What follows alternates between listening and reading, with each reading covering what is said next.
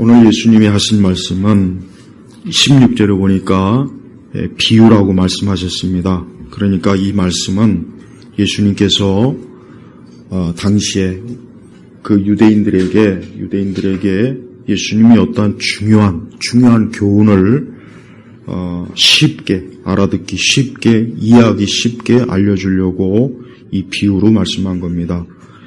비유의 내용은 간단합니다. 어떤 그러니까 부자라고 하죠. 어떤 부자가 이제 그 해 보니까 굉장히 농사를 잘 져서 여기 보니까 풍성한 수확, 엄청나게 많은 수확을 했던 거예요.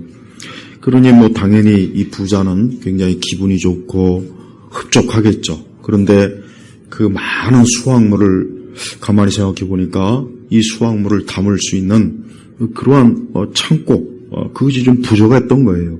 그래서 말씀해 보니까 내가 내 곡간들을 헐어버리고 더 큰 것들을 지어 거기에 내 모든 곡식과 물건들을 쌓아놓아야 되겠다 하면서 그 부유한 자가 한 말이 참으로 의미가 있습니다. 19절로 보니까 그리고 내 영혼에게 말하기를 영혼아 내가 여러 해 동안 쓸 물건을 많이 쌓아놓았으니 너는 쉬고 먹고 마시고 즐겨라. 이게 문제입니다. 이게 사실은 문제였던 거예요. 그러면서 예수님께서 결정적으로 하신 말씀이 뭐냐? 어리석은 자야, 이 밤에 내가 내 영혼을 내게서 도로 찾을 것이다.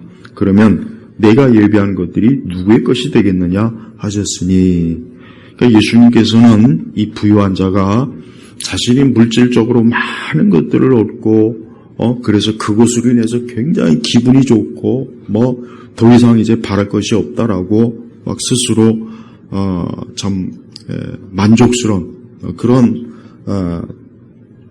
참 행복한 비명을 지르는 거예요.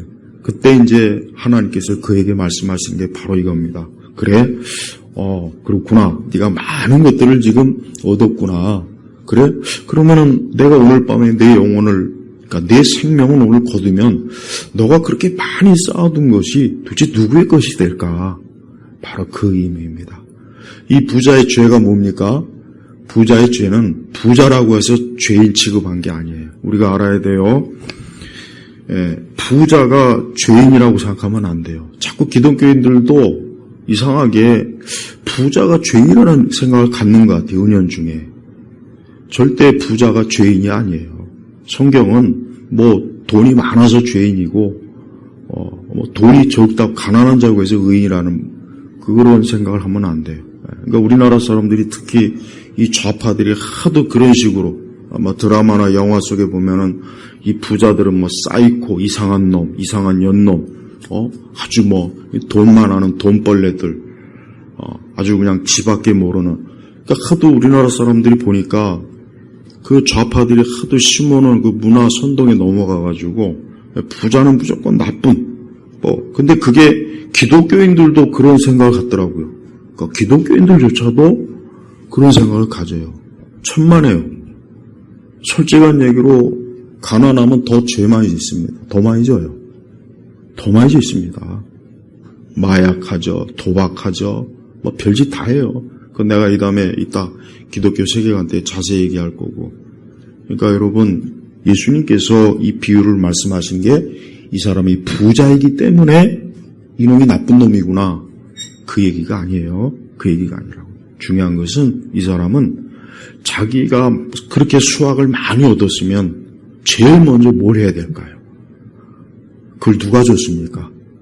하나님이 주신 거예요. 하나님이 주신 거라고요. 하나님께서 그 많은 것들을 하나님께서 주셨기 때문에 이 부자가 어때요? 건강한 몸으로 많은 일꾼을 거느려서 또 그 해 날씨와 이런 것들이 좋아가지고 수확이 많은 거란 말이에요. 여러분, 세상 원리가 그렇습니다. 우리 그리스도인들은 내가 머리가 좋고 지식이 많고 우리 집안이 좋고 내 자신이 그래서 내가 잘 된다 하는 생각을 하면 절대 안 되겠죠. 우리 그리스도인들은 만사가 하나님이에요.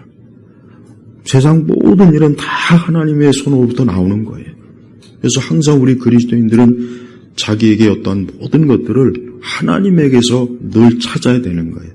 이 부자는 조금 더 하나님 앞에 감사하다는 얘기도 없고, 하나님 앞에 감사 예물도 안 드리고, 하나님을 찬양하지도 않고, 일체 그런 게 없어요, 일체. 그러면서 오히려 하나님이 주신 그 모든 걸 가지고 자기가 이걸 가지고 이제 난 이걸 가지고 이제 내 인생이 행복하겠구나. 내 인생이 이것 때문에 이제 뭐 낙을 들이겠구나. 아주 그냥 배를 두드리면서 아주 만족스러운 감탄을 하는데 그때 이제 하나님께서 그러면 내가 네 생명을 오늘 밤 거두어가면은 네가 그렇게 많이 거뒀던 걸 누가 가져갈까? 누가 가져갈까? 이 말씀이에요. 우리 부자들은 돈 많은 부자들은 물론 돈 많은 부자들이 좀 문제는 있어요. 일단은 뭐냐? 여기 있는 말씀과 같이 하나님께서 주신 것을 모르는 거예요. 내가 주식을 잘한 거야. 내가 좋은 기술을 많이 개발한 거야. 내가 능력 있는 거야. 내 재주와 실력으로 내가 이렇게 엄청난 부를 이룬 거지. 그런 생각을 부자들이 좀 많이 해요. 그러니까 사실 부자들 중에 하나님 믿는 사람은 별로 없어요. 솔직히 없습니다. 그게 문제지 사실. 부자들 중에 하나님을 믿는 사람은 별로 없어요. 별로. 그러니까 부자들은 대체로 자기의 그 부를 의지합니다. 물론 보통 사람들도 그렇긴 한데 특히 부자들은 자기의 부를 굉장히 의지하고 그 부를 가지고 자기의 권력, 능력, 자기 명성 막 이거를 막 추구한단 말이에요. 바로 그게 죄입니다. 그러니까 돈이 많으면서 욥처럼 구약의 욥이라는 사람이 있죠. 그렇게 가진 것이 많은데도 참 경건하게 하나님을 섬기고 하나님을 사랑하고 깨끗하고 부정하지 않고 그러면 얼마나 좋겠어요. 근데 그런 부자는 세상에 안타깝지만 거의 드물어요. 그러니까 부자들이 오죽하면은 뭐 예수님도 그런 비유를 했지 않습니까? 부자들이 천국에 그렇게 많이 들어갈 자가 거의 없다. 참 무서운 말씀이에요. 이 부자는 하나님을 알지 못하고 마땅히 하나님 앞에 감사하고 마땅히 하나님께 영광 돌리고 그렇습니다. 이 부자뿐이 아니라 우리 모두가 마찬가지예요. 우리에게 건강을 주신 분이 누굽니까? 내가 건강관리 잘해서 그래요. 난 선천적으로 건강해서 그래요. 그래요? 그러면 하나님께서 그러면 당장 그 건강을 좀 거두어 가시면 어떻게 될까? 내가 아무리 건강관리 잘하고 해마다 최고의 건강검진을 하고 영양제를 수십 가지 먹고 보약을 먹어도 그 건강을 근본적으로 지켜주신 분이 누굽니까? 하나님이에요. 하나님입니다. 사람이 하루아침에 돌연사하는 사람들 꽤 많아요. 꽤 많습니다. 그걸 모르죠. 그렇게 건강하고 그냥 팔팔하고 그렇게 근데 갑자기 돌연사하는 사람들 꽤 많습니다. 의외로 꽤 많아요. 의외로. 진짜 그렇습니다. 그 무서운 일이에요. 그러니까 하나님께서 지금 내 생명과 건강을 붙잡고 있기 때문에 내가 지금 여기 와 있는 거고 걸을 수 있는 거고 숨을 쉴 수 있는 거예요. 여러분 텔레비전에서 가끔 보면은 아주 난치병에 관한 그 프로그램이 있어요. 정말 이 세상에는 정말 희귀한 난치병이 그렇게 많습니다. 온몸에 통증 있는 사람이 많고 제대로 걷지 못하고 정말 끔찍한 난치병을 가진 사람들이 정말 많아요. 그런 걸 보면은 참 이 사람이 이 건강한 것도 참 복이다. 우리가 내게 무엇이 주어졌던 그건 다 하나님이 주신 거예요. 하나님 믿지 않는 사람들의 문제가 뭔지 압니까? 여기 있는 부자와 똑같아요. 자기에게 주어진 모든 것이 다 하나님이 준 거예요. 근데 하나님 믿지 않는 사람들은 자기 기술, 자기 실력, 자기 능력, 자기 재주, 자기 가문, 이것으로 내가 지금까지 이렇게 성공하고 부자가 된 건데, 무슨 하나님이 어쩌고저쩌고, 아주 우습게 여기지 않습니까? 여기 성경에 나오는 이 부자가 그런 사람이, 이 사람은 하나님을 경외하지도 않고, 사랑하지도 않고, 두려워하는 게 전혀 없어요. 그리고 항상 자기가 전부예요. 자기 능력, 자기 실력, 자기 재주, 이게 이 사람이 자신감이에요, 자신감. 그 자신감으로 지금 이렇게 자기가 농사를 잘 져가지고 이제 이것 가지고 내가 앞으로 내 인생이 더 아주 활짝 아주 그냥 창창한 인생을 살겠다. 이런 그 참 헛된 포부와 어리석음을 드러냈는데 하나님께서 어리석은 자야, 어리석은 자. 바로 어리석. 누가 어리석습니까? 사람이 하나님이 세상의 주인이고 나의 주인이라는 것을 모르는 사람이 어리석은 거예요. 그러니까 하나님이 내 인생의 주인, 내 생명의 주인, 내가 가지고 있는 재물이 얼마든지 그것도 다 하나님이 주인이시고 내 머릿속에 있는 지식, 내 이 지식도 이것도 하나님께서 주신 거예요. 그러니까 모든 게 다 하나님이 주신 거이기 때문에 사람은 다른 건 몰라도 하나님 앞에서는 벌벌 떨어야 돼요. 하나님 앞에서는 두려워할 줄 알아야 되고 하나님의 말씀에 어쨌든 항상 말씀에 늘 매여 있어야 됩니다. 물론 우리가 100% 말씀에 순종하지는 못해요. 근데 그렇게 하려고 노력을 해야 돼요. 애를 써야 되는 거예요. 그게 바로 뭐예요? 그게 하나님을 경외하는 거예요. 하나님을 경외한다는 건 다른 것이 아니라 하나님의 말씀에 항상 우리가 살려고 애를 쓰고 노력을 하고 힘을 기울이고 이게 하나님이 기뻐하시는 거예요. 그래서 우리는 그런 마음가짐을 가지고 우리가 인생을 살아야 됩니다. 여기 있는 부자는 자기의 모든 것이 하나님께서 주어진 거고 하나님께서 자기에게 은혜로 베푼 걸 모르고 그냥 자기 만족, 그러니까 자기 만족을 위해서 사는 거예요. 자기 만족. 인생이라고 하는 것은 자기 만족을 위해서 살면 계속해서 힘들어요. 계속해서 공허하고 답이 없고 아무리 그 사람들이 많은 것들을 소유해도 역시 마치 뭡니까? 계속해서 목이 마른 거예요. 네. 그래서 평생을 살아도 이것저것 그냥 이것도 해보고 저것도 해보고 돈도 많이 벌어보고 쾌락도 많이 찾아보고 다 하지만 그래도 이게 뭔가 모르게 자꾸 이게 허한 거예요. 왜 그렇습니까? 바로 하나님을 믿지 않기 때문에 하나님을 그가 동행자, 인생의 동반자로 하나님을 그의 영원한 주인으로 삼지 않기 때문에 사실은 그런 거예요. 그래서 사실은 이 땅에서 더 많이 가진 사람들이 더 공허하긴 마련이에요. 더 많이 가진 사람, 많은 것들을 소유한 사람이 사실은 공허한 것은 더 큽니다. 왜? 그들은 더 많은 걸 가졌기 때문에 더 많은 것들로 인해서 시달리거든요. 그래서 우리 성도들은 인생을 사는 동안 자기의 모든 것은 하나님에게 온 것이다. 하나님께서 내게 주지 않았다면 난 이것을 얻을 수도 없었고 난 이것을 소유할 수도 없고 난 이것을 사실 누릴 수도 없고 하나님이 아니면은 나의 인생이라고 하는 것은 그냥 마치 텅 빈 우물과 같다고 여기면 되는 거예요. 우물이라고 하는 것은 거기에 물이 있을 때 그 우물의 기능이 제대로 되는 거예요. 근데 그 우물이 그만 텅 비어 있어요. 말랐어요. 어느 누구도 거기에서 물을 먹을 수 없다면 그 우물은 아무 소용이 없대요. 마찬가지요. 사람이 하나님 믿지 않으면은 그 인생은 쓸모가 없는 거예요. 진짜입니다. 하나님 믿지 않으면은 쓸모가 없는 인생이 돼버립니다. 그 사람이 겉으로는 세상적으로든 화려해 보이고 권세도 있고 하는 일도 많고 뭔가 업적도 있어 보이지만 하나님 앞에서는 그가 하는 모든 일은 다 뭡니까? 그냥 쓸모없는 일, 하나만한 일. 마치 해변가에서 사람들이 모래로 막 많은 걸 지었잖아요. 하지만 한번 파도가 휩쓸고 가면은 그 모래로 지은 그 모든 것들이 어떻게 됩니까? 한순간에 그냥 싹 없어져 버려요. 마찬가지예요. 사람이 하나님 믿지 않고 자기가 공부 열심히 하고 좋은 기업 들어가고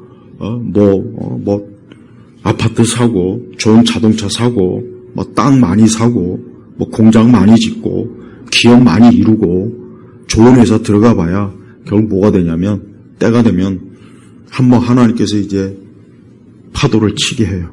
그때 되면 이제 그 모든 것들이 어떻게 됩니까? 그냥 없어지는 거예요. 근데 사람들은 그걸 몰라요. 그걸 모르니까 어떻게 하든지 최선을 다해서 마구마구 막 모래성을 쳐요. 그럼 하나님이 이제 때가 되면 이제 또 한번 파도를 또 치게. 그래서 의외로 많은 사람들이 자기의 삶이 이제 끝에 다다르면 이제 지난 생애를 돌아보면서 내가 도대체 내 인생을 어떻게 살았나 허무한 거예요. 왕도 권력자도 능력자도 대기업 CEO도 허무한 거예요. 우리나라 그 삼성의 그 창업자가 그랬지 않습니까? 자기가 이제 거의 인생 말년에 자기가 그동안 살면서 궁금했던 20몇 가지 그 질문이 있어요. 그 다 원초적인 거예요. 종교적이고 원초적인 겁니다. 근데 그런 질문을 왜 하필이면 천주교 사제한테 했는지 난 참 답답하더라고요. 제대로 된 목사님한테 했으면 얼마나 좋았을까. 인생이라고 하는 것은 하나님을 빼놓고서는 설명이 안 됩니다. 그래서 많은 철학자들, 많은 도덕 윤리학자들, 공자, 맹자 다 필요 없어요. 그 사람들 하는 말 하나도 가치 있는 말이 없습니다. 근데 사람들은 그런 사람들의 말을 또 듣더라고요.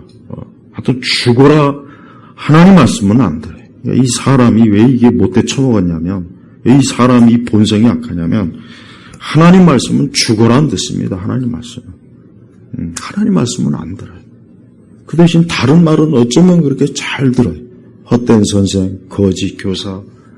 그래서 저는 수십 년간 목회하면서 왜 올바른 말씀은 안 듣고 왜 항상 거지 같은 저런 이상한 거.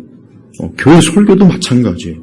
교회 설교도 보면은 꼭 이상하게 설교를 해야 사람들이 귀를 열더만요. 참 그것도 참 신기해. 신기할 것도 없어요. 사실 마귀가 역사하는 거니까. 근데 올바른 말씀은 안 들어요. 절대 안 듣습니다. 꼭 이상한 얘기를 해야 그걸 귀담아 들어요. 왜 그렇겠습니까? 이 사람이 본성이 타락하기 때문에 성경에도 그랬지 않습니까? 특히 말세가 되면은 자기 귀를 즐겁게 하는 소리를 듣지 진짜 자기에게 생명이 되는 얘기는 안 듣는다 그랬잖아요. 그러니까 우리 사람은 항상 인생을 살 때 내가 누구의 말을 들어야 될지를 잘 선택해야 돼요. 내가 누구의 말을 들지. 특히 이단에 빠진 사람들, 정말 불쌍하다기보다는 참 저렇게 왜 어리석을까? 왜 저런 헛된 교주, 헛된 잘못된 가르침을 한 사람을 쫓아갈까? 그런 사람들의 말에 귀를 기울이면 안 되는데 그들의 말을 그렇게 또 잘 듣더라고요. 그래서 항상 사람이 지혜로운 사람은 내가 누구의 말을 들을 것인가, 이게 정말 중요해요. 내가 누구의 말을 들을 것인가. 사람은 어쩔 수 없어요. 누구의 말을 듣는가에 따라서 그 사람이 결국은 결정이 돼버립니다. 이건 명확한 거예요. 우리나라 정치하는 인간들 중에 공산주의, 사회주의 인간들 보십시오. 맨날 거지 같은 마르크스니, 레닌이니, 모택동이니, 김일성이니, 저런 인간들의 말을 평생 듣고 사니까 저 인간들이 지금 하는 짓이 뭡니까? 자기도 망하지만 국가와 사회를 완전히 그냥 지금 파탄내고 있어요. 여러분 지금 우리 대한민국은 우리 성도들은 잘 아시겠지만 지금 대한민국은 이제 망하기 일보 직전이에요. 지금. 지금 하는 짓 보십시오. 취임한 지 얼마 되지도 않았는데 먹 같은 법 계속 지금 만들어갖고 다 무너뜨리잖아요. 그냥 국민들을 그냥 완전히 무슨 쥐대로 여기는 거예요. 쥐대로. 우리 성도들은 인생을 오늘 이 부자가 하나님 말씀을 듣고 살았으면 얼마나 좋겠습니까?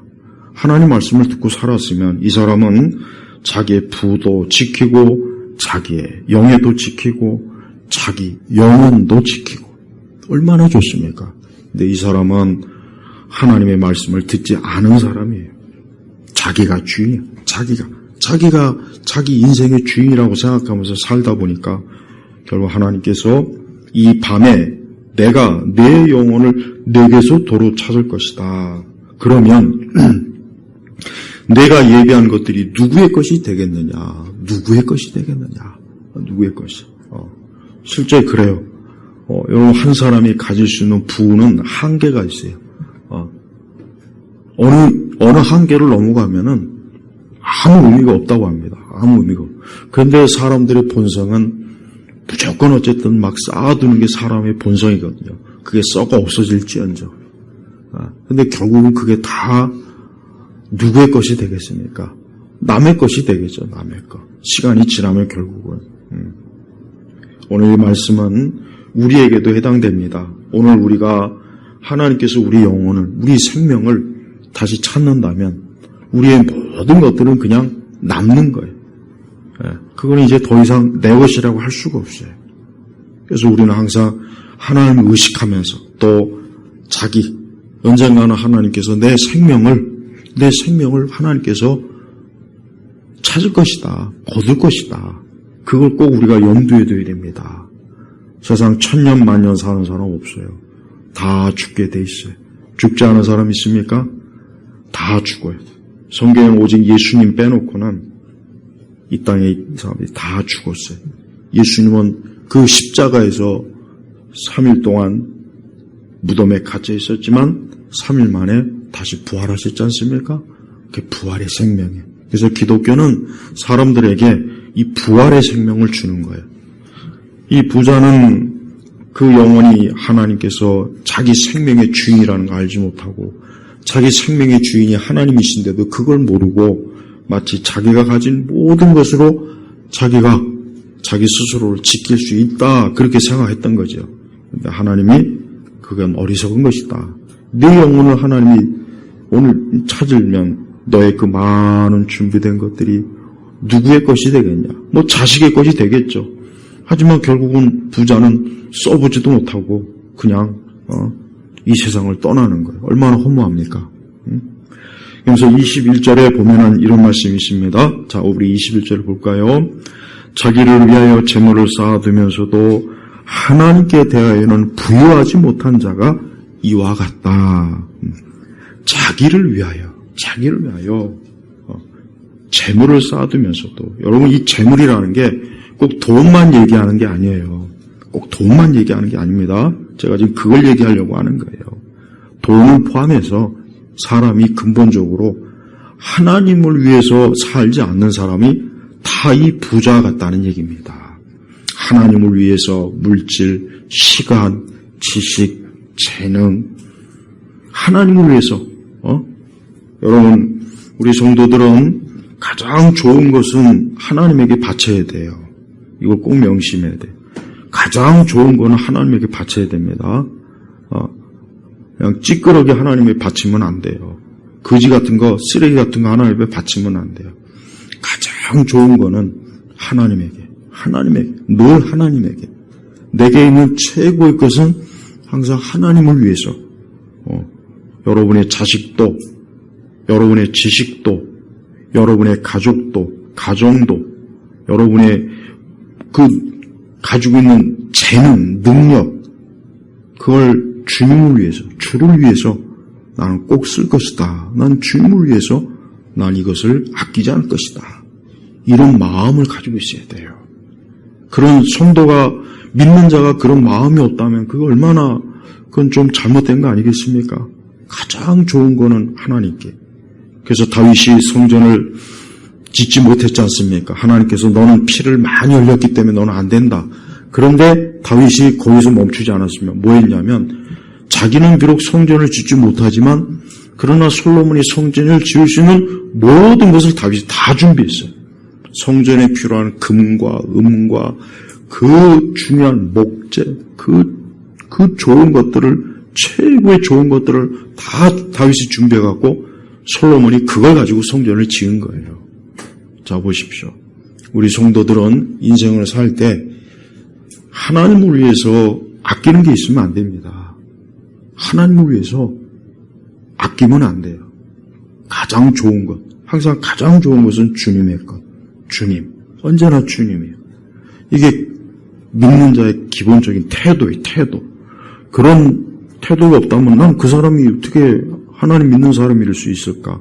어떻게 하나님께 감사를 할 줄 아는 사람일까? 의심을 갈 수밖에 없어요. 이 부자는 마땅히 하나님 앞에 이 부자가 정상적인 사람이었다면, 축복받은 사람이었다면, 올바른 사람이었다면 이 사람은 내가 이렇게 풍성한 수확을 얻은 것은 하나님의 은혜다. 하나님의 은혜다. 그래, 나는 이것을 주님을 위해서, 난 주님이 기뻐하시는 것을 위해서 쓰겠다. 이래야 되는 거예요. 이랬더라면 얼마나 하나님께서 기뻐하시겠습니까? 얼마나 하나님께서 이 부자의 곳간을 더 크게 많이 채워주셨을 거예요. 진짜입니다.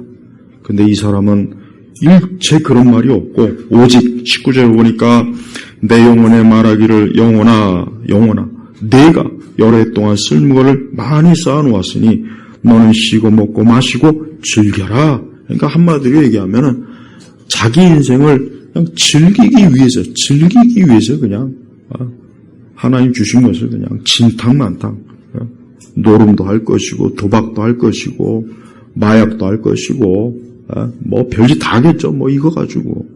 그러니까 하나님께서 안 되겠구나. 네 영혼을 오늘 밤 거둬야 돼. 네 생명을 오늘 좀 거둬야 되겠다. 안 되겠다. 이렇게 하시는 거예요. 지금도 이 부자 같은 사람들이 이 땅에 얼마나 많이 있습니까? 많이 있다고요. 정말 많이 있어요. 하나님 믿지 않는 사람 다 이 부자 똑같은 거예요, 지금. 하나님 믿지 않는 사람 누구나 할 것 없이 이 부자하고 지금 똑같은 상황에 처해 있는 거예요. 굉장히 위험한 자리예요. 굉장히 안타까운 거예요.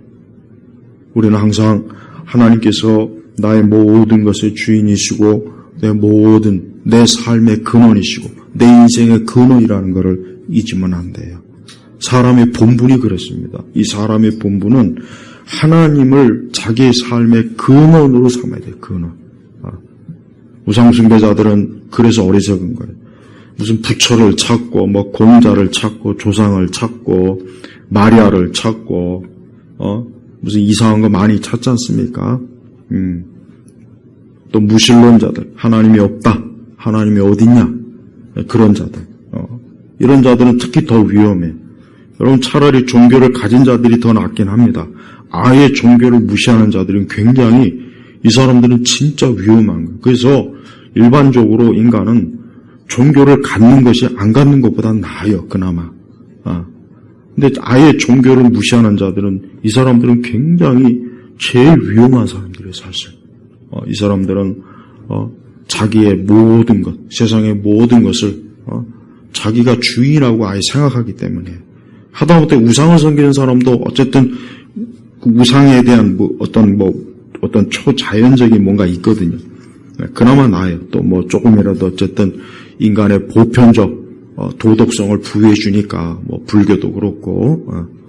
근데 아예 하나님이 없다 하는 사람들은, 이 사람들은 무서울 것이 없는 거예요. 두려울 게 없는 거예요. 그러니까 뭐든지 다 해요. 그래서 여러분, 우리 공산주의자나 이 사회주의자들이 왜 나쁘냐면, 이 사람들은 아예 하나님 같은 게 없기 때문에, 물질주의적이고 기계주의적인 사고방식을 갖기 때문에, 사람을 어때요? 귀하게 여기질 않아요. 그래서 사람을 잔인하게 여기잖아요. 잔인하게 죽이고, 파괴하고, 학살하고, 짓밟고, 이 사람들이 제일 위험해요. 근데 우리나라가 지금 이 제일 위험한 인간들이 또 이게 정치 권력을 잡았네, 이게. 참 큰일이에요, 큰일. 그러니까 우리 성도들은, 특별히 이런 시기에는 우리 성도들이 해야 될 게 뭐가 있겠습니까? 기도를 많이 해야 됩니다. 특히 이런 시기는 기도를 많이 해서, 하나님께서 좀 이 악한 때가 좀 잘 지날 수 있도록, 굉장히 악한 때인데, 앞으로, 사회적으로, 경제적으로, 문화적으로, 또 모든 면에서 참, 힘들 거란 말이에요. 누구에게? 우리 믿는, 하나님을 경외하는, 하나님을 예배하고, 하나님을 사랑하고, 그래도 하나님을 좀 두려워할 줄 알잖아요. 하나님을 두려워하고, 하나님을 의식하는 사람. 그런 우리들에게 특히 더 어려운 시기가 될 거예요.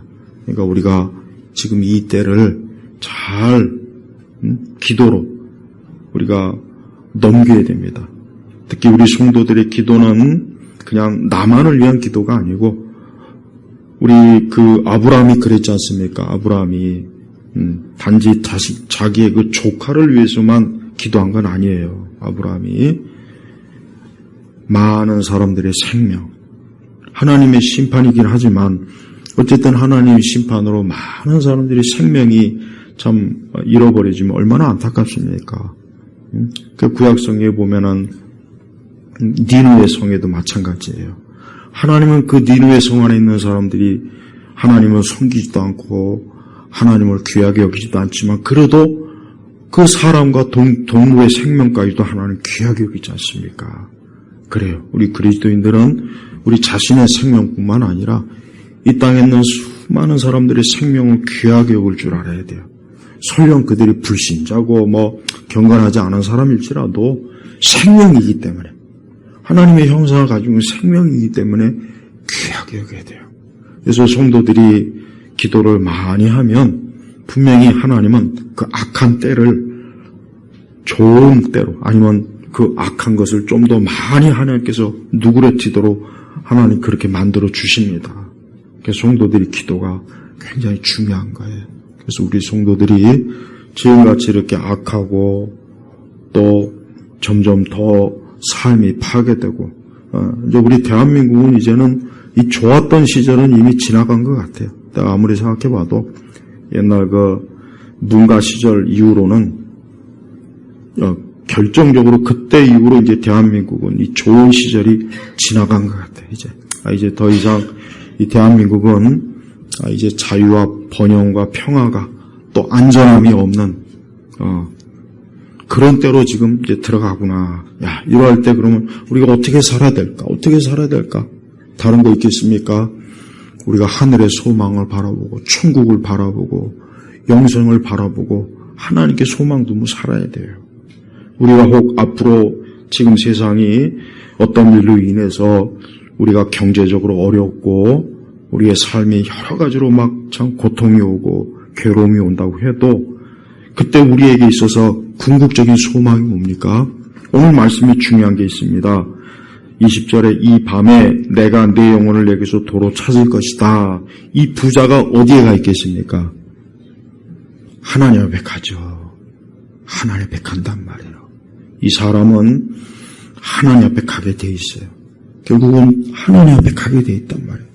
누구나 다 하나님 앞에 왜? 하나님이 우리를 지었기 때문에, 나를 지었기 때문에. 그래서 이 세상 사람 누구도 하나님 앞에 가지 않을 사람은 한 사람도 없습니다. 이게 중요한 거예요. 우리 성도들은 항상 내가 멀지 않아. 내가 하나님 앞에 갈 거다. 내가 주님 앞에 설 거다. 내 생명과 내 영혼, 내 육체의 창조주가 되시는 그 하나님 앞에 갈 거다. 그때 내가 하나님 앞에 어떻게 설 것인가? 그걸 염두에 둬야 돼요. 우리는 그때 어떻게 서야 되겠습니까? 우리는 그 앞에서 우리 자신의 어떤 공로나 자랑이나 내가 이 땅에서 세속적인 능력이나 영국 여왕이 얼마 전에 작년에 세상을 떠났죠. 엄청난 참 오랜 동안 영국 여왕의 그 권위를, 그 권세를 누렸지 않습니까? 하지만 그 여왕이 하나님 앞에 갔을 때 나는 영국 여왕입니다. 그렇게 하고 하나님 앞에 설 것 같아요? 절대 그렇지 않아요. 그도 한 사람의 죄인이에요, 죄인. 나는 엘리자베스 절대 이렇게 구원받았다는 생각이 좀 안 들어요, 솔직히. 죄인이에요, 죄인. 죄인이란 말이에요. 그러니까 우리 모두가 다 주님 앞에 설 거예요. 그때 주님 앞에 설 거란 말이에요. 그때 우리가 누구의 이름으로 서야 되겠습니까? 바로 하나님의 아들 예수 그리스도. 그분 앞에 서야 돼요. 여러분, 이 땅의 심판은 무섭지 않아요. 이 땅의 심판은 솔직히 그냥 거기서 거기에. 진짜 무서운 거는 하나님의 심판이 정말 무서운 겁니다. 그게 진짜 무서운 거예요. 모든 사람은 그걸 의식해야 돼요. 이 땅의 심판, 재판, 그거 별거 아니에요. 그거 별거 아닙니다. 그까짓 거 솔직히 별거 아닙니다. 그러나 진짜 무서운 게 뭐냐? 하나님의 심판이 진짜 무서운 거예요. 내가 그 앞에서 영원한 정죄를 받으면 어떻게 되겠습니까? 이 부자는 영원한 정죄를 받을 거란 말이에요. 영원한 정죄. 하나님을 무시하고 하나님을 모르고 자기 인생을 자기가 주인이라고 여기면서 그렇게 평생을 산 사람이에요. 경건하지도 않고 거룩하지도 않고 하나님께 예배도 안 드리고 하나님을 경외하지도 않고 그렇게 평생을 살다가 하나님께서 그 생명을 딱 거두어가서 하나님 앞에 서보니까 이젠 끝난 거예요. 전 우리 성도들이 다른 어떤 것보다 지금 이 땅에서 내가 어떻게 살고 이것보다 더 중요한 건 내가 하나님 앞에 설 때 어떻게 할까? 내가 지금 하나님 앞에 선다면 어떻게 할까? 이게 중요한 겁니다. 그때 우리는 하나님의 아들 예수 그리스도 그분의 이름으로 주 앞에 서는 거예요. 이 시간 우리 성도들이 다시 한번 나는 예수님을 구원자로 믿습니다. 나는 예수님이 내 죄와 내 허물을 씻어주시고 덮으신 구세주로 나는 믿습니다. 나는 예수님을 내 인생의 주인으로 믿습니다. 나는 예수님을 내 현세와 언젠가는 가야 할 그 내세에 우리 예수님이 나의 목자가 되어서 사망의 음침한 골짜기를 지날지라도 나와 함께 해주실 것을 나는 믿습니다. 이 고백과 이 믿음을 지금 꼭 가지십시오. 꼭 가지셔야 됩니다. 이게 없다면은 그 사람이 이 땅에서 아파트를 100채, 1000채를 샀다고 해도 부동산을 그냥 서울 시내에 있는 부동산을 다 거머쥐었다고 해도 안 됐지만 그 사람 지옥 가요. 멸망해요. 그러니까 지금 이 시간 예수님을 나의 구세주로 믿습니다 하는 그 믿음의 고백을 꼭 하시고 이 어리석은 자의 길로 가지 말고 지혜로운 자의 길로 가시길 주의 이름으로 축복합니다.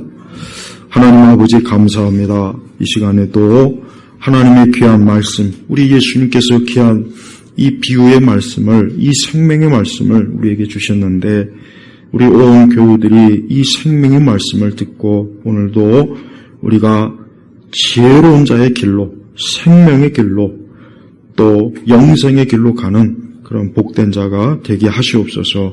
오늘 이 아침 주일 오전에 오늘 이 말씀을 들은 모든 우리 성도들 한 사람 한 사람이 영원하신 하나님 아버지 앞에 참으로 복된 자로 설 수 있도록 축복하옵소서.